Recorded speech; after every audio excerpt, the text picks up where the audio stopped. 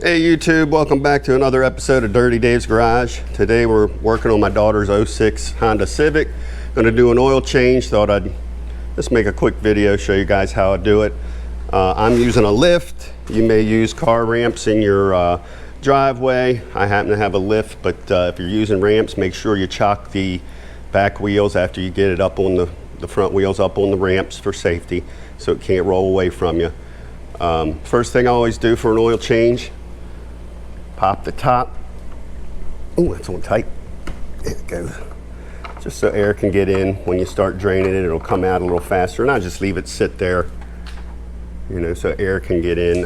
One thing I always do before an oil change, I get a can of Seafoam engine treatment, pour half in the crankcase, right in where the oil goes, pour half of it in there, pour the other half in the gas tank, clean out your fuel injectors. Stuff works great, especially with these higher mileage cars where the rings have sludge built up around them and might not be letting the oil pass through like it's supposed to. All those tiny holes around your piston rings get clogged up with gunk over the years, and then your motor starts burning oil. So it's always good to run that for about 50 miles. Don't go over 100 miles with that stuff in your crankcase because it does thin out the oil.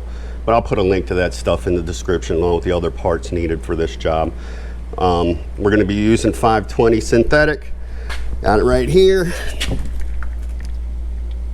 Full synthetic Castrol. Doesn't matter what kind you use. Got an AC Delco filter.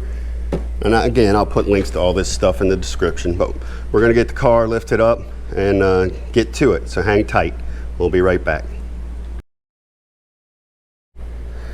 Okay, so we're up under the car. Honda, who thinks of everything, actually even put a mark here on the oil pan, put a stamp, engine oil, pointing to this bolt. We're going to take that out, get you the size here in a second, but just wanted to point that out so you can't make a mistake if you're paying attention. Make sure you're pulling out the oil drain bolt here, not the transmission drain bolt. This one right here where it says engine oil. Be right back. All right, so this is a 17 mil bolt. I've already cracked it loose. Make sure your engine's a little warm. Doesn't have to be scalding hot. Just get it warm so the oil flows freely.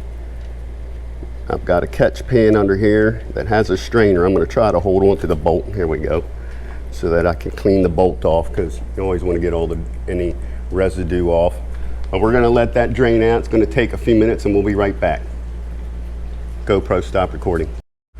All right, step 2 here. Need to get your oil filter loose. Oil filter's right up here, directly in front of, if you're looking from the front of the car, the oil pan. It's kind of hard to see because it's black on this car. I've got an oil filter wrench on it I stuck up on there. You can use any kind of oil filter wrench you want, but I've loosened it because there's going to be oil that comes out.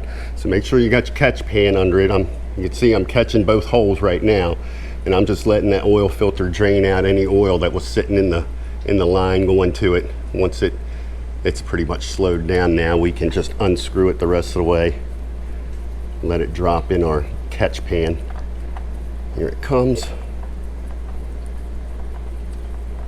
One thing I always tell folks when they're doing an oil change, when they get the filter off, go ahead and dump the rest of the oil, but make sure that little black gasket that's on the end, you can see it there, the rubber gasket, comes off with the filter.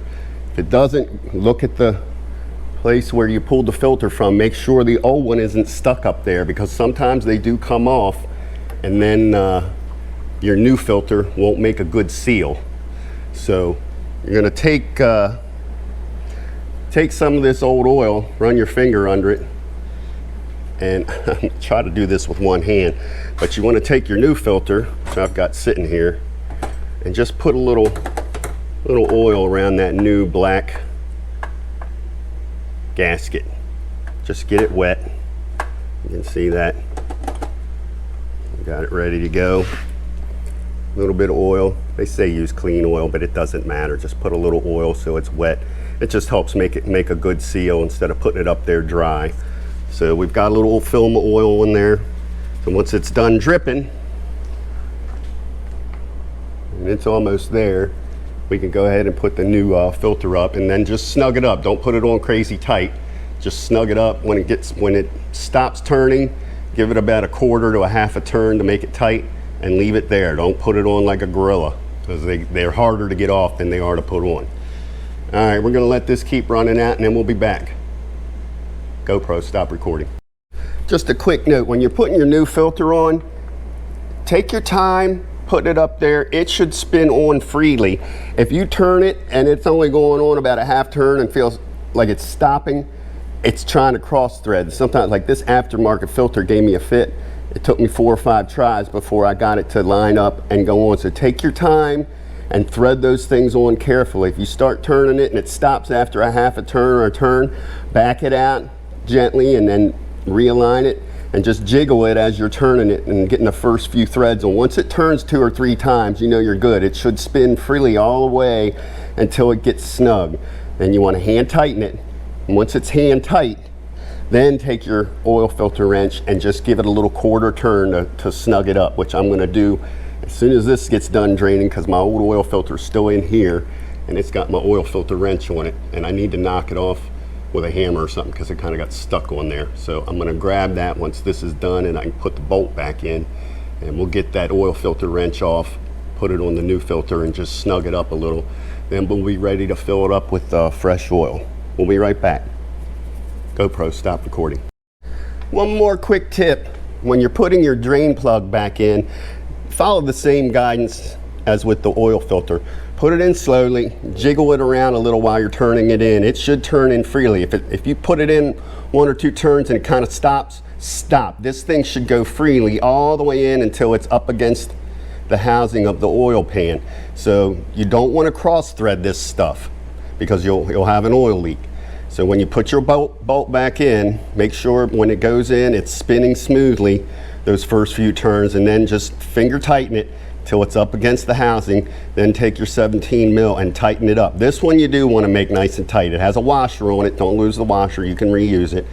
I know Honda says put a new one on every time. You don't have to. Just when you snug this up, just get it good and tight when you're done. Different story for the oil filter. Once you hand tighten that, you only want to turn it about a quarter turn to snug it up. You don't want that thing gorilla tight. So we're all buttoned up down here. We're going to get the car down and put our fresh oil in.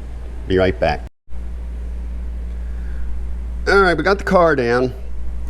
Got our funnel ready to go. You can see I took the strainer out of my oil drain and put in my funnel, because unfortunately when I opened the oil and pulled the little foil cap off, a piece of plastic fell down in my new oil. I've never had that happen before, but we're going to try to pour this in carefully. We're only going to put about 4 quarts in to start, so save about a quart, and then we'll start checking the dipstick so we don't overfill it.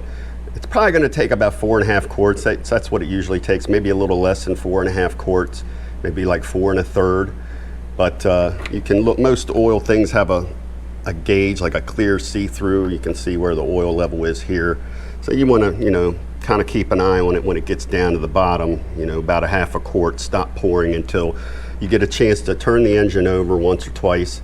Let it run for about 10 seconds, turn it off, let it sit for a minute, and then check your oil. That way the oil filter fills up with oil and takes any air out of the system, and you get a good reading on your dipstick. So we're going to get this oil poured in. I'm going to put the camera down while I do that so I can hopefully catch that piece of plastic as it goes in, and we'll be back. Okay, so we poured our oil in and poured about 4.5 quarts in, turned the motor over for about 10 seconds, let it sit for a minute, and I checked the dipstick. I had to add a little more because it was, if you're looking to check your oil level on your dipstick, you should have, I'm hoping you can see these kind of cross hatch marks. Let me move over towards the light with the dipstick a little more. Hopefully you could see those little hash marks on the dipstick, and they should all be wet. You should be able to see oil in them. You don't want to go much past them. It's okay to go a hair past them, but just keep adding oil until all of those come out with oil on them, and you're good to go. So we are good. Put my dipstick back in. Make sure you log your mileage. You're gonna have to reset your maintenance service required light in the dashboard. We'll make a separate video for that. But I'm gonna get this stuff out of here and button this thing up, and then I'm gonna do a tire rotation because it's been a while since my daughter rotated her tires. Want to keep her tires good. But hopefully you find this helpful, and make sure you look, if you're doing this procedure, look for my other video on resetting the service or the oil change light in the car.